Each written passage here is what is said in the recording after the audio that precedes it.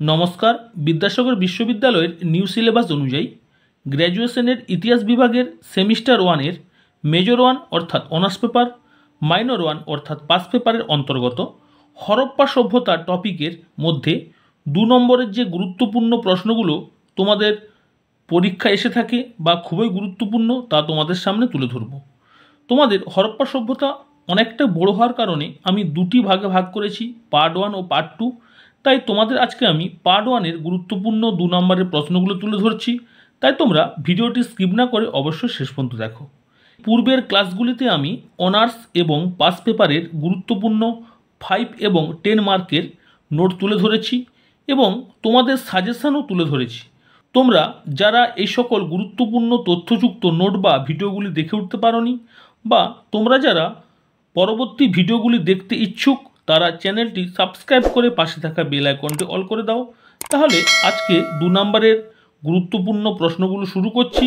তোমরা প্রশ্নের উত্তরগুলো ভালো করে বুঝে খাতায় লিখে ফেলো। তোমাদের হরপ্পা সভ্যতা টপিকের একের দাগের প্রশ্ন রয়েছে, দেখো, সিন্ধু সভ্যতার আবিষ্কারক কারা?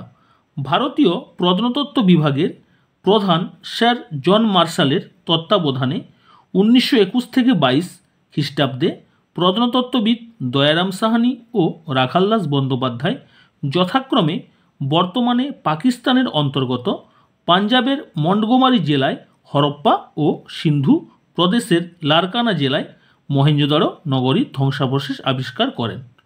পরবর্তীকালে Ernest Mackay, M S. Bhat, sir Mortimer Wheeler প্রমুখরা ব্যাপক খনন কার্য চালিয়ে সিন্ধু সভ্যতার বহু নিদর্শন আবিষ্কার করেন।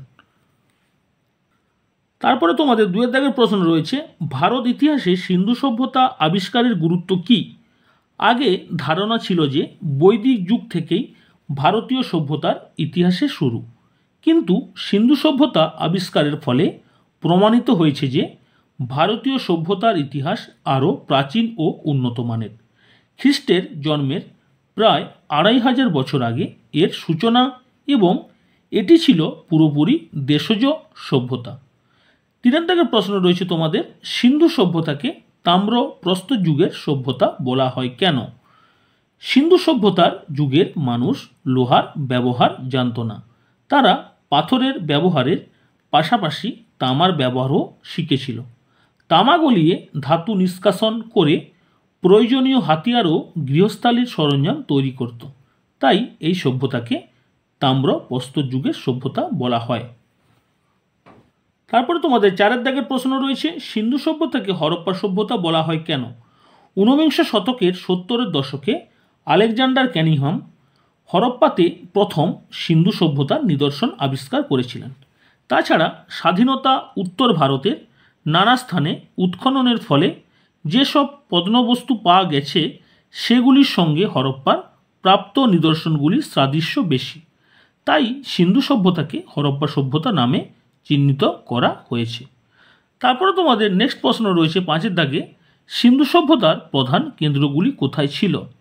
সিন্ধু সভ্যতার প্রধান কেন্দ্রগুলি হল 1 সিন্ধু প্রদেশের মহেঞ্জোদারো কোটদিজি, 2 পাঞ্জাবের হরপ্পা, 3 রাজস্থানের কালীবাঙ্গাল, 4 গুজরাটের লোথাল ধোলাভিয়া, 5 শতুদ্র নদীর তীরে রূপার, 6 উত্তরপ্রদেশের আলমগীরপুর, 7 হরিয়ানার বানওয়ালি, 8 আরব সাগরের তীরে সুক্তাজেঞ্জার প্রভৃতি।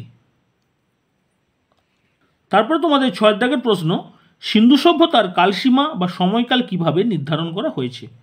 হরপ্পায় প্রাপ্ত নিদর্শনগুলির সঙ্গে মেসোপটেমিয়ার নানা স্থানে প্রাপ্ত নিদর্শনগুলির সাদৃশ্য দেখে অনেকে সিন্ধু সভ্যতাকে মেসোপটেমিয়া সভ্যতার সমসাময়িক অর্থাৎ খ্রিস্টের জন্মের প্রায় 2500 বছর আগের সভ্যতা মনে করেছেন।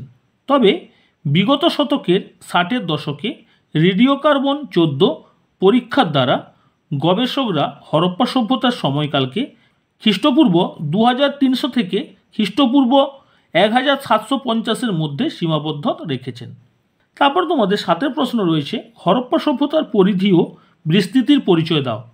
সিন্ধু ও পশ্চিম পাঞ্জাব ছাড়াও বেলুচিস্তান, হরিয়ানা, রাজস্থানের উত্তরাংশ, গুজরাট, উত্তরপ্রদেশের পশ্চিমাংশ, সৌরাষ্ট্র ও গোদাবরী উপত্যকা, পর্যন্ত প্রায় 7 লক্ষ বর্গ কিলোমিটার অঞ্চল জুড়ে সিন্ধু সভ্যতার বিস্তার ঘটেছিল। এইসব স্থানে খনন কার্য চালিয়ে ছোট বড় মিলিয়ে প্রায় 1500টি প্রত্নকেন্দ্র আবিষ্কৃত হয়েছে। তারপরে তোমাদের 8 দাগের প্রশ্ন রয়েছে, হরপ্পা সভ্যতার স্রষ্টা কারা?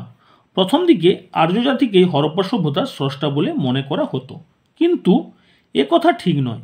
নৃতাত্ত্বিক, ভাষাতাত্ত্বিক ও ভৌগোলিক বিন্যাস বিশ্লেষণ করে ঐতিহাসিকরা মোটামুটি একমত যে সিন্ধু, পাঞ্জাব ও বালুচিস্তান অঞ্চলের দ্রাবিড়ভাষী বিভিন্ন ভারতীয় জনগোষ্ঠী হরপ্পা সভ্যতার স্রষ্টা।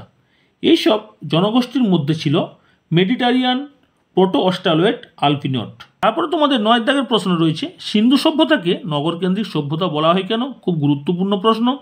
সিন্ধু সভ্যতার বেশিরভাগ কেন্দ্রে নগর, আধুনিক নগর পরিকল্পনা, উন্নত নাগরিক জীবনযাত্রা ও সংস্কৃতির চিহ্ন পাওয়া গেছে বলে একে নগরকেন্দ্রিক সভ্যতা বলা হয়ে থাকে বা অভিহিত করা হয়। তারপরে তোমাদের নেক্সট প্রশ্ন রয়েছে 10 দাগে, সিন্ধুবাসীদের বা অধিবাসীদের প্রধান জীবিকা কী ছিল? সিন্ধুবাসীদের প্রধান জীবিকা ছিল কৃষি। তারা ব্যাপক হারে পশুপালন করত। এছাড়া মৃৎশিল্প, ধাতুশিল্প, পোড়া ইট তৈরি, শিলমোহর তৈরি, বস্ত্রশিল্প, ব্যবসা বাণিজ্য তারা জীবিকা হিসাবে গ্রহণ করেছিল। তার পরের প্রশ্ন রয়েছে তোমাদের 11 দাগ, সিন্ধুর অধিবাসীরা কোন কোন ধাতুর ব্যবহার জানতো ও জানতো না? সিন্ধু সভ্যতার নাগরিকরা সোনা, রূপা, তামা ও ব্রোঞ্জ ব্যবহার জানত, তবে লৌহ ধাতুর ব্যবহার তারা জানত না। এরপরে তোমাদের 12 প্রশ্ন রয়েছে 12 দাগের প্রশ্ন, সিন্ধু সভ্যতার যুগে প্রধান প্রধান শিল্প কী ছিল? মৃৎশিল্প ছিল সিন্ধু সভ্যতার সবচেয়ে বড় শিল্প। মৃৎশিল্পীরা পলিমাটি, বালি ও চুনের গুঁড়ো মিশিয়ে নিত্য ব্যবহার্য জিনিসপত্র ও খেলনা তৈরি করত। ইট তৈরিও অন্যতম প্রধান শিল্প ছিল। এছাড়া তামা, ব্রোঞ্জ ও কিছু কিছু ক্ষেত্রে পাথরের তৈরি যন্ত্রপাতি ও অস্ত্রশস্ত্র প্রচুর পরিমাণে পাওয়া গেছে। বস্ত্রশিল্পেও এ যুগে মানুষ দক্ষ ছিল। তারপরে তোমাদের 13 দাগের প্রশ্ন রয়েছে, হরপ্পা সভ্যতার প্রধান বৈশিষ্ট্যগুলি কী ছিল? হরপ্পা সভ্যতার প্রধান বৈশিষ্ট্যগুলো হলো 1. সুপরিকল্পিত নগর, 2. প্রশস্ত রাস্তাঘাট, 3. উন্নত পয়ঃপ্রণালী ব্যবস্থা, 4. দৃঢ় পৌরশাসন ব্যবস্থা, 5. মৃৎশিল্প ও ধাতুশিল্পে নৈপুণ্য, 7. বহির্দেশীয় বাণিজ্য, 8. মাতৃতান্ত্রিক সমাজ ব্যবস্থা। এরপরে তোমাদের 14 দাগের প্রশ্ন রয়েছে, সিন্ধু সভ্যতার নগর পরিকল্পনার বৈশিষ্ট্যগুলি কী কী? সিন্ধু সভ্যতার নগর পরিকল্পনার একটি সুনির্দিষ্ট ছক লক্ষ্য করা যায়। নগরের উঁচু এলাকায় বড় বড় ইমারত, নিচু এলাকায় সাধারণের বসতবাড়ি, প্রশস্ত রাজপথ, বড় রাস্তার সঙ্গে সংযুক্ত ছোট রাস্তা ও সরু গলি, উন্নত পয়ঃপ্রণালী ব্যবস্থা ও জল নিকাশি ব্যবস্থা, গৃহ নির্মাণে পোড়া ইটের ব্যবহার প্রভৃতি ছিল সিন্ধু সভ্যতার নগর পরিকল্পনার বৈশিষ্ট্য বা অন্যতম বৈশিষ্ট্য। এরপরে তোমাদের 15 দাগের প্রশ্ন বা আজকে তোমাদের শেষ প্রশ্ন, হরপ্পা ও মহেঞ্জোদারোর প্রাপ্ত দুটি বৃহৎ শস্যাগারের গুরুত্ব কী? হরপ্পা ও মহেঞ্জোদারোর প্রায় সম আয়তনের প্রায় 9000 বর্গফুট দুটি বৃহৎ শস্যাগার পাওয়া গেছে। গ্রামাঞ্চল থেকে আনা শস্য এখানে জমা রাখা ও সংরক্ষণ করা হতো। এই শস্যাগার দুটি সেখানকার মানুষের উন্নত নগর অর্থনীতির পরিচয় বহন করেছে। তাহলে তোমাদের কাছে আজকে হরপ্পা সভ্যতা টপিকের মোট 15টি গুরুত্বপূর্ণ প্রশ্ন তুলে ধরলাম পার্ট 1 হিসেবে। অর্থাৎ তোমাদের এই হরপ্পা সভ্যতা যেহেতু বড়, তাই তোমাদের পরবর্তী ভিডিও আমি পার্ট 2 আকারে আরও কিছু গুরুত্বপূর্ণ 2 নম্বরের প্রশ্ন তুলে ধরবো। তোমরা এই প্রশ্নগুলো অবশ্যই রেডি করো পরীক্ষার জন্য, দেখবে তোমরা এখান থেকে অবশ্যই কমন পাবে। আজ এখানে রাখছি, তোমরা সবাই ভালো থেকো, সবাই সুস্থ থাকো এবং মন দিয়ে পড়াশোনা করো।